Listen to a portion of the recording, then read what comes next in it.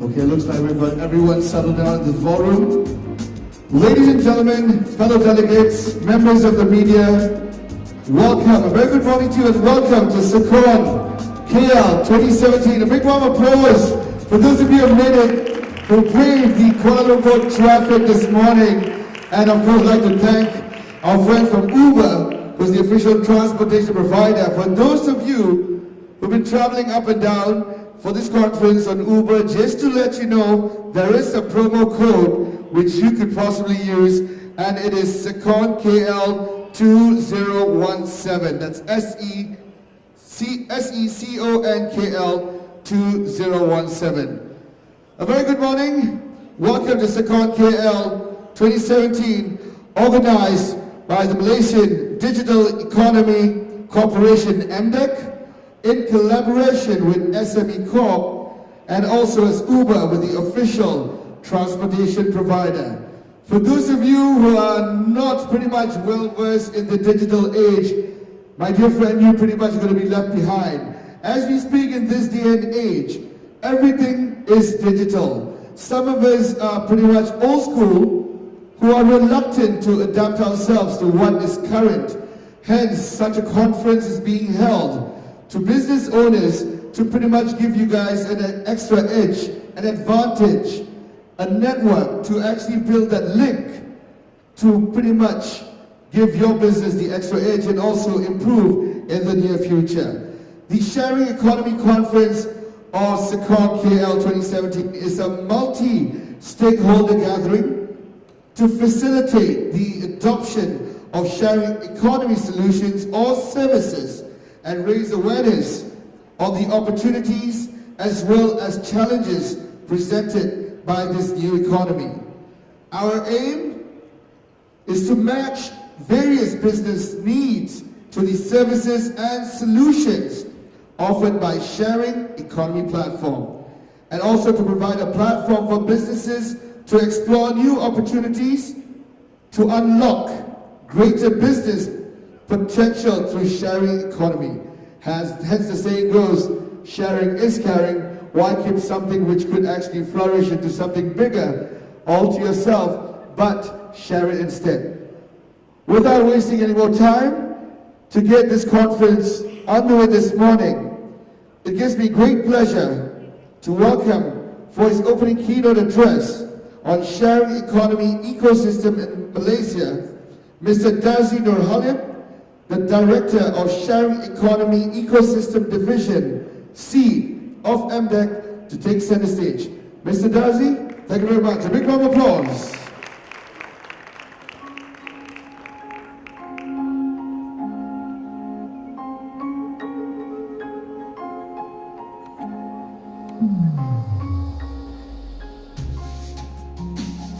Assalamualaikum and very good morning, ladies and gentlemen, my fellow speaker, Ms. April Rini. I would like to also thank you, SME Corp, for being the collaborator for this conference, as well as Uber. Once again, welcome to Secondkl. I'm from MDEC. I would like to share with you what's happening in the sharing economy in Malaysia. So, first of all, when we talk about sharing economy, what do we share? What do we share exactly? So, when they first started, they talk about sharing of assets, right? There are many definitions. Some define it sharing of assets, time, resources, skills, and even money. But some argue that that's a different thing. So we're not going to debate on that, but I like to share what's happening in this sharing economy that we try to push in Malaysia. Okay, so we talk about sharing economy. We can look at Uber. It's obvious, it's sharing of service as well as asset. Okay, you drive the car. As in the case of Airbnb, sharing of asset. There are also sharing of services, sharing of skill and time.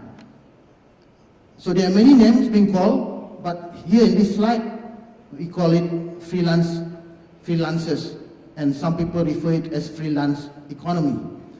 So how big is this freelance economy where people provide services, spend their time to do something for you?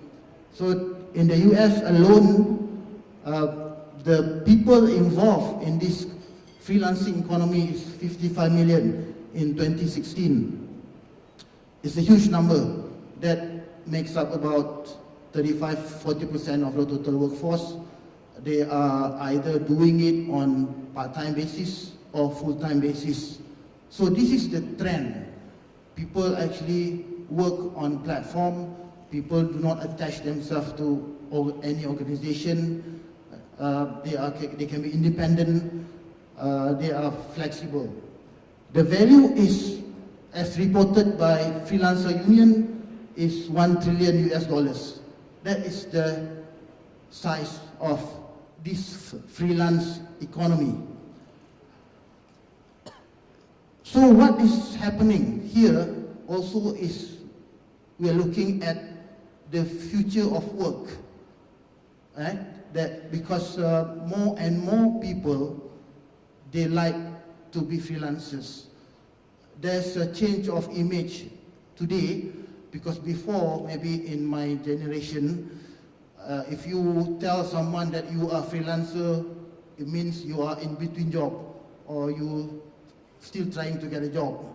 But today, freelancers are by choice. They are doing freelancing because they want to. They purposely choose to do freelance instead of working with any organization. So if you look at another statistic, to 21% of first-class graduates in the UK universities purposely choose to freelance. Before we know that all these fresh grads, they will try to get themselves employed by the large MNCs, but this is no longer the case. The trend is changing. The potential as a freelancer is probably much better. It depends on your individual self. But who actually is using this? It's not just a small company or individual. A lot of Fortune 500 companies are actually choose to use freelancers, meaning that they choose people to complete and do their jobs not within the organization. They are tapping talent outside of their organization.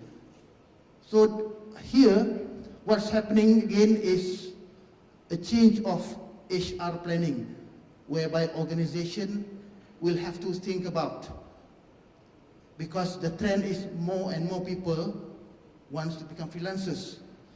The top talent is outside your organization. And there are also, of course, the element of automation, robotics replacing human. Certain mundane tasks can be done through machine learning. So when organizations plan the HR, they have to take into consideration, which includes how to actually best tap talent and use talent outside of your organization.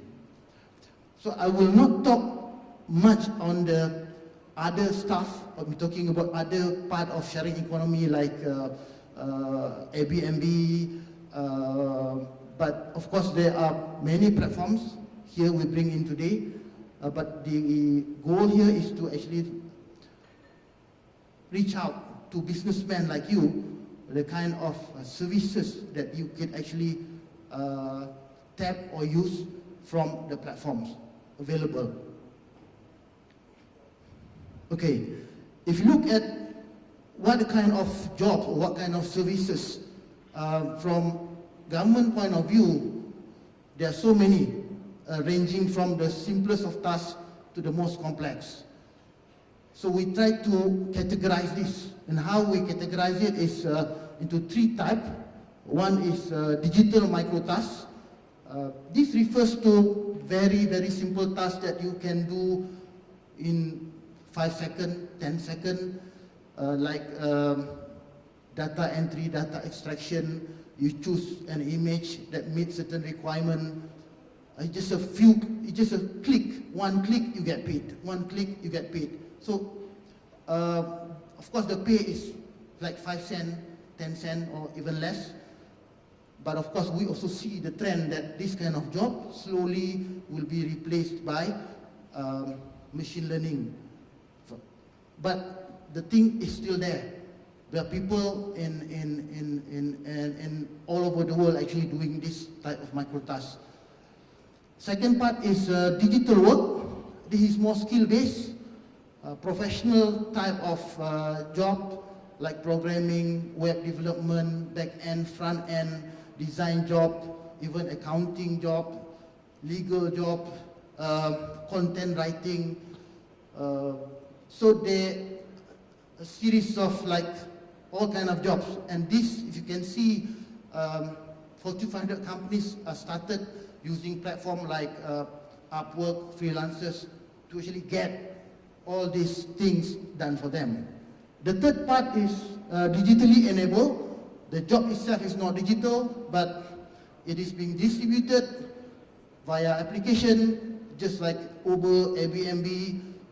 You can do plumbing services. So basically, how do you actually reach out to those people who are willing to do all kind of services for you? Of course, this is location-based. The other first two, digital microtasks and digital work, is not exactly location-based. You can be anywhere in the world, the job can come from anywhere. So that's why if you look at digital work, digital microtasks, we are seeing that jobs from all over the world coming to Malaysia as well as other parts of the world. So it is an open platform. You are reaching out to the best talent and competitive talent that you can get.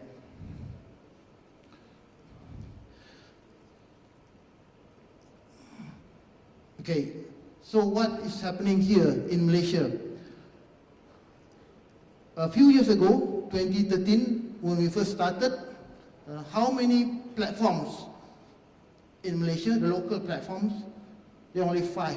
That's how the number that we have in our radar at that point of time. But today, 4 years on, we have more than 70 platforms. And some of them, 30 of them are here. Of course, all these platforms are startup companies, so people are getting creative. But the obvious trend is that the growth of this platform economy is tremendous. It's a rapid growth. It's happening here, and it also is happening in other parts of the world. So meaning that people are free to move, jobs are free to move, and it's available on the platform. An organization should consider and look at how to complete and do their business activities tapping on this platform. So the value for Malaysia, this is what, based on our program, of course the value itself actually more than 83 million. This is based on the numbers that we are tracking for 2017. Okay, these are more or less the platforms in Malaysia that's in our radar. We segmentize them into various services. The one that most popular, e-hailing, vehicle sharing, Uber, Grab. So I think I don't have to explain this. There are also part-time crew, on-demand kind of talent. We have Your Part-Time, Mau Kerja, Qwork, UPAL. Then we have logistics services and delivery. The one that help you to send your parcel within a certain period, right? Or some of them is trying to do within the same day. We have Zepto, GoGet, and a lot more. And we have the lorry. So people actually can use these independent workers or freelancers who drive lorries for you, right? On demand. of course, there are other things like digital professional work. We also partner with Upwork, freelancer, and we also have local one like free time work, freelancing, bantu, kerja digital. So these are more professional type of services, skill-based services. So I believe this slide will be sent over to you. You can look into this, the various platforms. We are also looking into tourism services, whereby people can take a tour buddy, for example, to bring you around. So of course, at the end of the day, these are opportunities for the people, right? And also opportunities for companies as well to actually use these services. The next speaker will share with you more on how companies, organization can benefit, can have a win-win by looking into or using the platform. Okay, what is government doing to support this growth? So from MDEC, of course, we looking at creating opportunities for people, right? And we also want this platform economy, sharing economy to grow. So what we support in terms of how do we support this platform? We actually profile people who actually want to be on board. So what under e-Rezeki program, one of our programs, we profile in terms of their qualification, their skill, their inclination, their experience, so into a single repository. And from here, it is connected and linked to multiple platforms, including the global platform.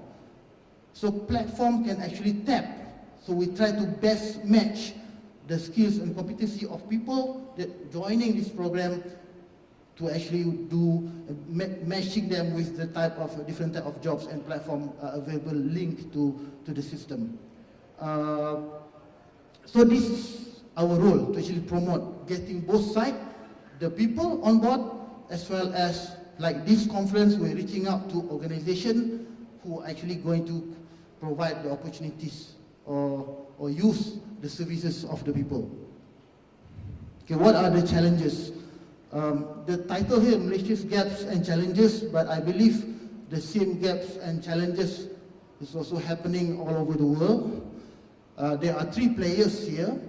One is the people, one is the market. Market meaning those who are going to use the services of the people, and the middle, which is the crowd services player, the platform. So from the different perspective, from, for example, the organization, the businesses who want to use people and platform, the issue is trust issue, right? This is obvious thing because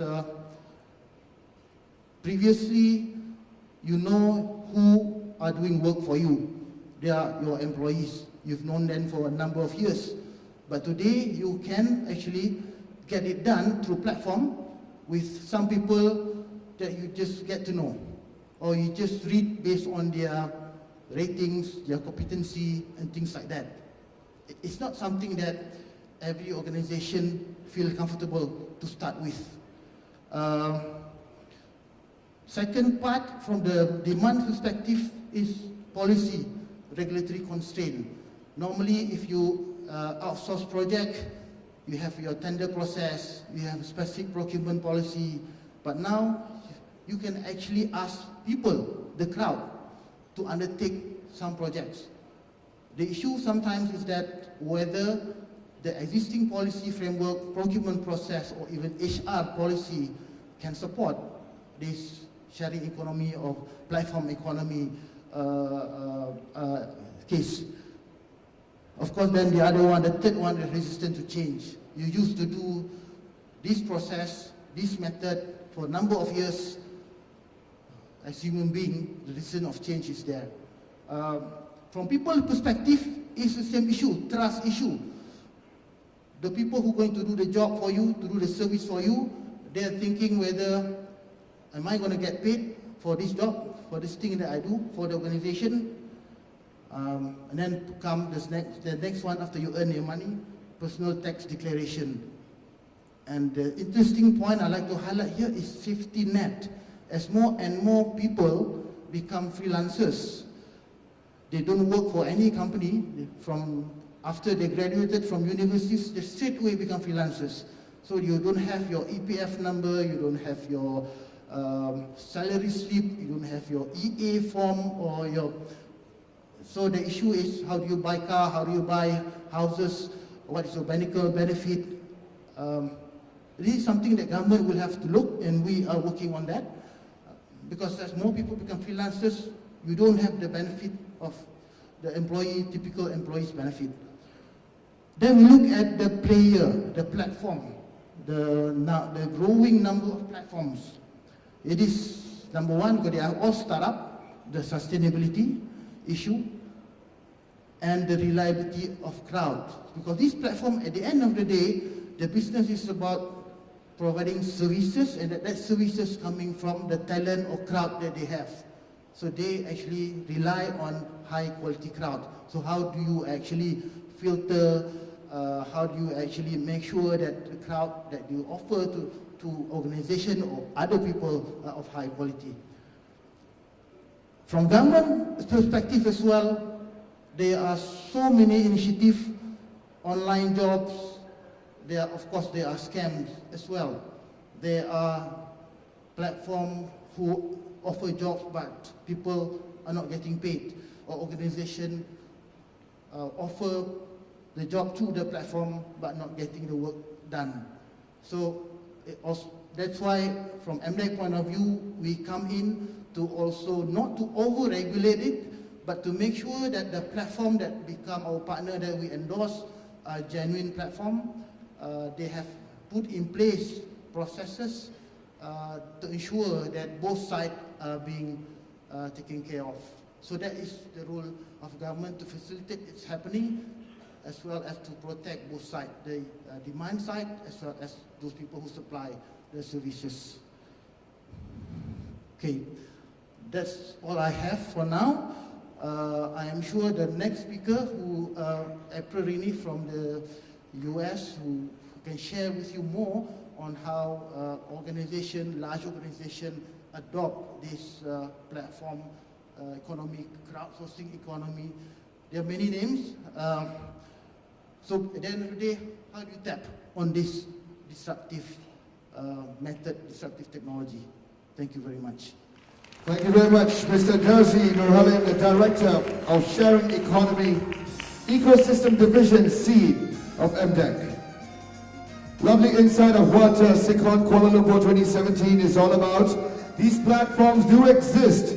Some of us are unaware that these platforms do exist, and we don't know how to tap into them. Hence, such a conference has been organized, and we do hope that you'll make full use and utilize this opportunity to further enhance your existing business. Moving along swiftly, our guest of honor this morning would like to invite Yang Berbahagia Dato' Ng Wan Ping, Chief Operating Officer of MDEC, to give us a welcoming address and to officiate Secondkl KL 2017. Dato', the floor is yours. Thank you.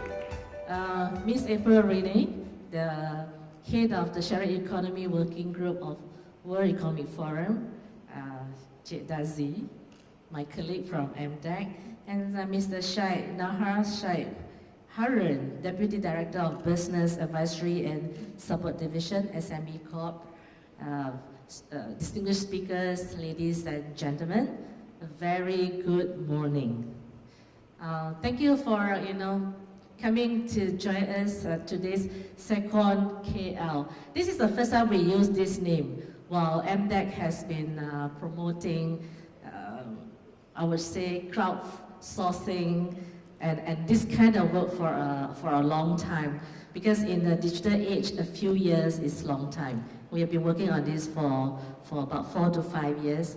And this morning, just now, we have heard Dazi's presentation. So thank you, Dazi, for sharing with what we are doing. That means, in my very brief welcoming note, I would just like to share with you some of the things that's not covered by Dazi. Second was organized to be a multi stakeholder platform where we are able to use this conference to engage stakeholders where we believe are key to drive this agenda, a national agenda forward.